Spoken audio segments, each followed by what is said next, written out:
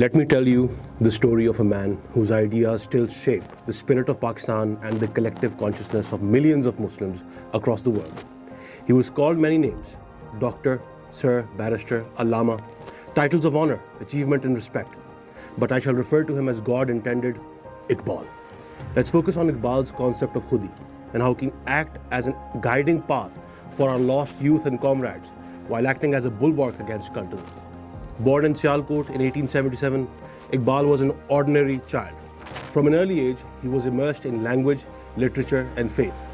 His teacher, Syed Mir Hassan, gave him more than knowledge. He gave him purpose and vision. Years later, when Iqbal was being knighted, he asked that Mir Hassan be honored too. When told that his teacher had written no books, Iqbal simply replied, "I am the book Mir Hassan wrote." Iqbal's journey took him from Lahore to Cambridge, from the heart of the East to the mind of the West. Under the mentorship of Sir Thomas Arnold, he absorbed Western philosophy while staying rooted in the wisdom of Islam. He earned degrees in philosophy, law and literature. Yet his greatest work was not academic, it was spiritual. His poetry in Urdu, Persian and Arabic gave voice to an entire generation. Titles like Shair-e-Mashriq, Poet of the East, and Hakim ul-Ummat, Sage of the Muslim world, were not mere honors, they were reflections of how deeply his words stirred the soul of a nation. Iqbal's vision went far beyond politics. Through his famous concept of Khudi, he urged Muslims to rediscover their inner strength, their God-given selfhood. Khudi was not arrogance, it was self-realization. It meant knowing your worth as Allah's vicegerent on earth, his caliph. He wrote, "खुदी को कर बुलंद इतना कि हर तकदीर से पहले खुदा बंदे से खुद पूछे बता तेरी रज़ा क्या है." For Iqbal, a true believer, the mard momin, was not submissive to fate or fashion. He was free, creative and fearless. This was not Friedrich Nietzsche's concept of Superman or the Superman ideal, but a man of faith, humility and purpose. Khudi for Iqbal was the flame that could revive a dead soul and awaken a sleeping nation. He looked at the Muslims of the subcontinent of South Asia, once the torchbearers of knowledge and art, now falling into despair and dependency. Iqbal called them to rise again, to remember their past glory and to shape their own destiny. He reminded them that they were not to imitate the West blindly, for the nation of the final prophet was unique in spirit and divine in purpose. He famously said, "अपनी मिल्लत पर क़यास अक़वाम मग़रिब से न कर, ख़ास है तरकीब में क़ौम रसूल Hashmi." Today, Khudi still holds power. It tells young Pakistanis that waiting for a savior is futile. The savior is within. True change begins when individuals strengthen their faith, build their character, and act with conviction. A nation of such individuals needs no sword. Their selfhood is their steel, is their guide, is their protection. उस कौम को शमशीर की हाजत नहीं रहती, हो जिसके जवानों की खुदी सूरत फौलाद. Yet Iqbal's message was also a warning. He foresaw how blind devotion and emotional manipulation could destroy societies. Just as the followers of Samri were deceived by the golden calf, modern cultism, political or ideological, preys on human weaknesses. In the age of social media and misinformation, false idols are not statues of gold, but narratives of hate, fear and division. Iqbal's Khudi is an antidote, a call to think, to question and to believe with clarity. It shields us from becoming slaves to personalities or movements. It replaces emotional chaos with intellectual strength and faith-driven action. Pakistan's youth must remember, Iqbal did not dream of a nation of followers. He dreamed of leaders, individuals of courage, knowledge, and spiritual power. His message echoes through time, urging us to rise, rebuild, and reclaim our divine purpose.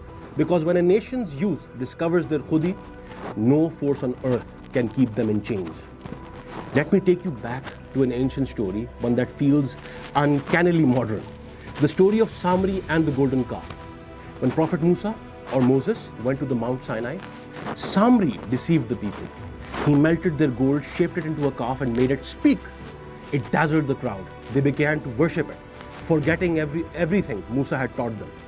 It wasn't just idolatry, it was manipulation. Samri knew their weaknesses, their impatience, their longing for something tangible to follow.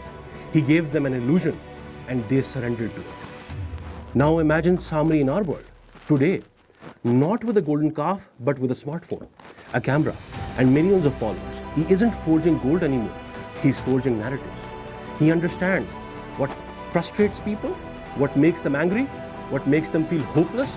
He uses that to build his own cult, a modern echo chamber of blind devotion. His magic, his misinformation, his idol is populism.